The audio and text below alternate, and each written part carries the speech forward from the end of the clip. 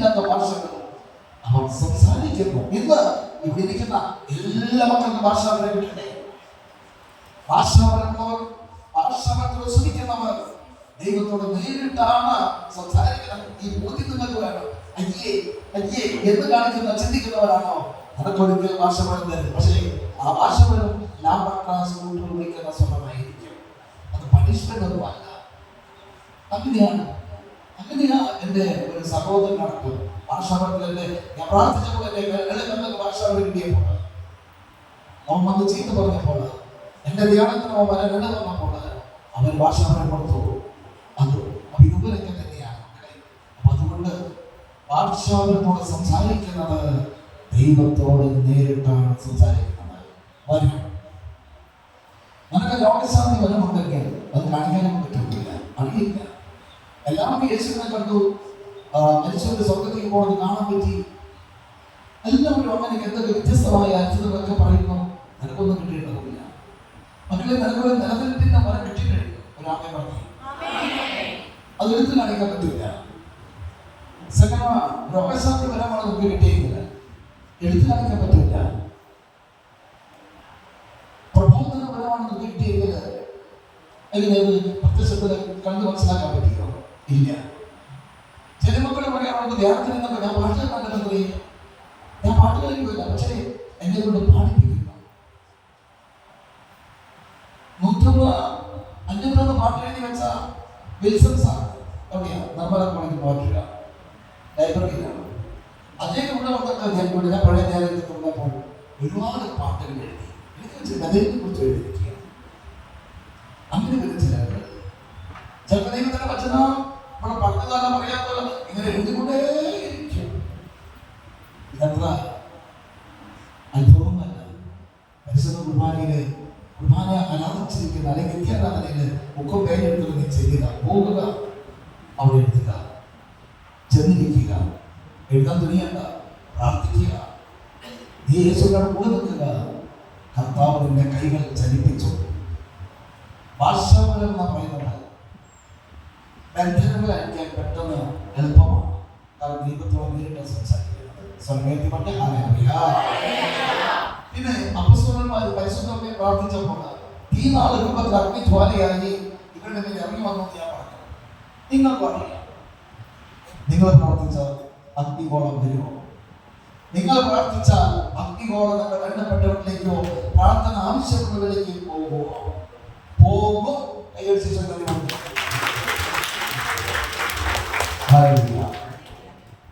എൻ്റെ വൈഫിനെ അറിയാൻ പറ്റും. കാരണം ഒരു ചെറിയ സംസാരിച്ചോണ്ട് ബന്ധമാണ്. കിഴക്കൂര് തമിഴ്പാലത്തിന്റെ അവിടെ ലെഫ്റ്റിലേക്ക് ചെല്ലുമ്പോൾ ടൽക്കിൽ ജോലി ചെയ്യുന്ന വർഗീസ് അടുത്തത് ലെഫ്റ്റിലേക്ക് തിരിയുമ്പോഴാണ് ഒരു പൊക്കമുണ്ട്. ഒരു നല്ലൊരു മനുഷ്യൻ. അതിൻ്റെ ഒരു മോള് രണ്ടാമത് മോള് എടാട്ടിലേക്ക് എത്തിച്ചിരിക്കുന്നത്. എടാട്ട് സൗദിയിലാണ് അവരുടെ സ്ഥാപനങ്ങളെ ജോലിയാക്കി. അത് 2003 ധ്യാനത്തിൽ വന്ന തൃശ്ശൂരിൽ ധ്യാനം നടത്തിക്കൊണ്ടിരിക്കുന്ന സമയത്തായിരുന്നു ബ്രദറിന്റെ മെസ്സേജ് കിട്ടിയത്. മോളെ, നിന്റെ മില്ല് പൊടിക്കുന്ന മില്ലോ നെല്ലുത്തുന്ന ഒരു മില്ലുണ്ടല്ലോ, അതായത് നിങ്ങളുടെ വീട്ടിൽ ഇറങ്ങിയിട്ട് ലെഫ്റ്റിലേക്ക് തിരിഞ്ഞിട്ട് ആ ലെഫ്റ്റ് സൈഡിലാണ് ആദ്യം ബ്രദർ അവർ പെണ്ണ് മരിച്ചിട്ടുണ്ടോ?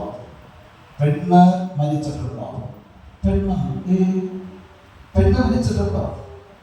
ഇല്ലെങ്കിൽ വീട്ടിലേക്ക് വിളിക്കുക, അമ്മേനെ വിളിക്കുക, ഭർത്താവിൻ്റെ അമ്മയോ ആരോട് വിളിക്കുക. ഒരു പെണ്ണ് തെയ്യുതാണോ പിടിക്കാനോ വന്നപ്പോ അവരുടെ മുടി അതിനകത്ത് വന്നു. അങ്ങനെ ആ പെണ്ണ് മരിച്ചു.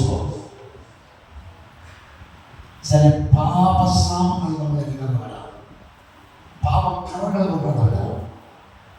ഒരിക്കൽ വലിയ വീട് കൊണ്ടുകൊണ്ടിരിക്കുകയാണ്. എൻ്റെ പ്രാർത്ഥനയോട് തന്നെയാണ്. പക്ഷെ കണക്ഷൻ പതുക്കെ വിട്ടുകൊണ്ടിരിക്കുന്ന സമയത്ത് ഒരു ഹിന്ദിക്കാരൻ തൊട്ടടുത്ത് അവരെ കാണാൻ വന്നപ്പോൾ ഇവരുടെ 2 നില 2.5 കോടി വിലയുള്ള വീടാണ്. അതിലേക്ക് രാത്രി കയറിയോടെ കിടന്നു. നേരെ കൊടുത്ത് ഇവിടെ വീട് ചെറുതെത്തിയ പ്രാർത്ഥിച്ചു. ചില ഇങ്ങനെ പാവക്കറകളോടാണ് അതെല്ലാം കർത്താവിനടുത്ത് മാറ്റി. ഞാൻ വരുന്ന ഉദ്ദേശം ഒന്നുമല്ല. പോയിന്റിലേക്കാണ് ഞാൻ വരാൻ പോകുന്നത്. അത് വളർച്ചയുടെ സ്ഥാപനങ്ങളിലേക്ക്, സൗദിയ സ്ഥാപനങ്ങളിലേക്ക് ഞാൻ പ്രാർത്ഥിച്ചപ്പോൾ, ഇവിടെ നായകലാരിലേക്ക് പ്രാർത്ഥിക്കുമ്പോൾ അത്ഭുതം നടക്കുന്നു, ബഹ്റൈനിലേക്ക് പ്രാർത്ഥിക്കുമ്പോൾ അത്ഭുതം നടക്കുന്നു, അമേരിക്കയിൽ പ്രാർത്ഥിക്കുമ്പോൾ അത്ഭുതം നടക്കുന്നു, വീട്ടിലേക്ക് പ്രാർത്ഥിക്കുമ്പോൾ അത്ഭുതം നടക്കുന്നു. ഇന്നൊന്ന് വരും, നമുക്കെല്ലാം തോന്നുന്നു അറിയില്ല. ചുറ്റിലുള്ള പൊക്കമുള്ള 2 കളറുള്ള മക്കൾ ഇവിടെ അമ്മയോടെ ധ്യാനിച്ചപ്പോൾ വീട്ടിലിരിക്കുന്ന ബേബി ചേച്ചിയുടെ കാലിന്റെ രോഗം കർത്താവ് മാറ്റി എന്നുള്ള പലപ്പോഴും അവിടെ സാക്ഷ്യം പറയുക.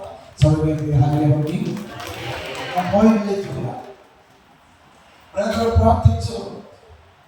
ആ സ്ത്രീയുടെ ആ ശാപപാപത്തിന് വേണ്ടി മാറാൻ വേണ്ടി പ്രാർത്ഥിച്ചു. അഗ്നികോളം ചെലവരെ പ്രാർത്ഥിച്ചപ്പോൾ അവരുടെ വീട്ടിൽ മാത്രമല്ല, അഗ്നികോളം ഒരു സുഖമില്ലാത്തൊരു ഒരു കുഞ്ഞ് സൗദിയിലുണ്ട്. അവള് പറയുന്ന തുള്ളിച്ചാടിയത് കടല് കടന്ന് അഗ്നികോളം ചെല്ലുമ്പോ എന്റെ കുഞ്ഞിലേക്ക് ചെല്ലുമ്പോ ഒപ്പ എന്റെ മകളുടെ കുഞ്ഞിലേക്ക് ചെല്ലുന്നു. അതുകൂടാതെ ആ അഗ്നികോളം ഞങ്ങളുടെ സ്ഥാപനത്തിലേക്ക് ചെല്ലുന്നു, എന്റെ മക്കളിലേക്ക് ചെല്ലുന്നു. അവൻ രാജാവാണ് മോനെ, അവൻ രാജാവാണ്. അവന്റെ പേര് അവൻ വരുന്നത് സമാധാനക്കാരാണ്, കെട്ട് കഴിക്കാനാണ് അവൻ വന്നത്. വെള്ളത്തിന്റെ മേലെ നടപ്പാൻ കഴിയും, തടവാദങ്ങൾക്ക് സുഖപ്പെടുത്താൻ അവന് സാധിക്കും. നിനക്ക് നഷ്ടപ്പെട്ടു പോയ പരിശുദ്ധാത്മാവിനെ നൽകുവാൻ അവന് ദൈവത്തിന് സാധിക്കും മക്കളെ. അവൻ കാരണം അവൻ ജീവന്റെ ഉൾവിളമാണ്, രക്ഷയുടെ വാഗ്ദാനമാണ്. ഇന്ന് ജീവിക്കുന്ന കർത്താവ് വെളിമക്കളെ കൈകളിച്ച് കൈ നീട്ടി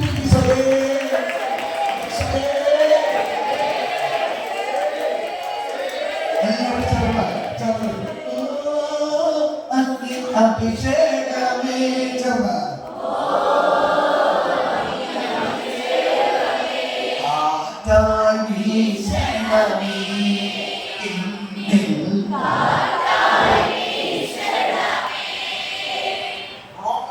തെറ്റായ വഴിയിലൂടെ സഞ്ചരിക്കുന്ന മക്കൾ, മാതാപിതാക്കൾ, വേണ്ടപ്പെട്ടവർ, അയൽവാസികൾ, ദേശക്കാർ, അവരെല്ലാം സമർപ്പിക്കുക. ഈ അഗ്നികോളം നിങ്ങളിലേക്ക്, നിന്റെ മക്കൾ, നിന്റെ സ്ഥാപനം, നിന്റെ കൃഷികളിൽ എല്ലാം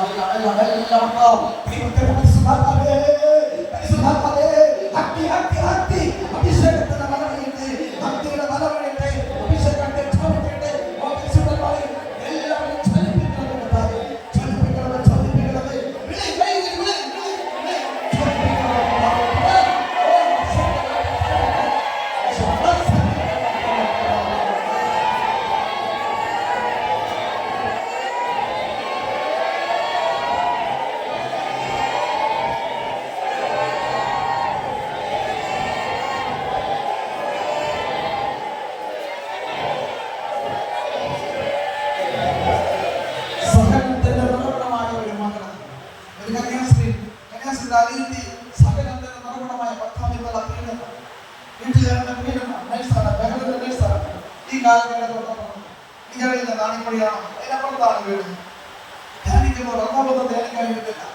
എല്ലാവരും അവൾ മാത്രം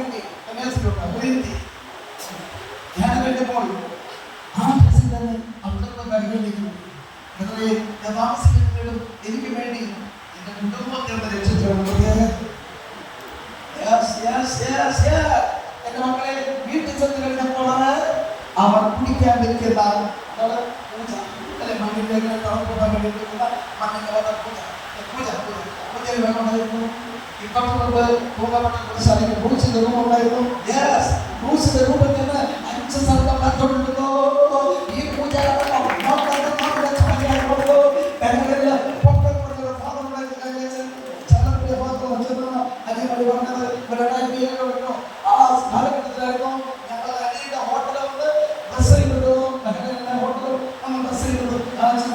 അച്ഛൻ പണ്ടെടുത്തോട്ട് പോയി ആർക്കെങ്കിലും ഉണ്ടെങ്കിൽ അവിടെ വന്ന് കാണാം. രാജ്യമാണ് കൂടുതൽ സീനാക്കാനുള്ള പറ്റില്ലല്ലോ എന്ന് പറഞ്ഞുകൊണ്ട് നീ ആരാണെന്ന് ക്രിസ്തുവിന്റെ പേരുണ്ടാക്കുക. എന്നാൽ നീ ഇതുവരെ ക്രിസ്ത്യാനായിട്ടുണ്ടാവില്ല. നിന്റെ വില എന്താണെന്ന് നിനക്ക് ഇതുവരെ മനസ്സിലായിട്ടില്ല. ചുമ്മാ അങ്ങനെ ചിന്തിച്ച് ഇറങ്ങി പോകാനാണോ എന്ന് പറഞ്ഞത്? അതിനാണോ യേശു 2000 വർഷങ്ങൾക്ക് മുമ്പ് ആകാശത്ത് ഭൂമിക്ക് വന്നി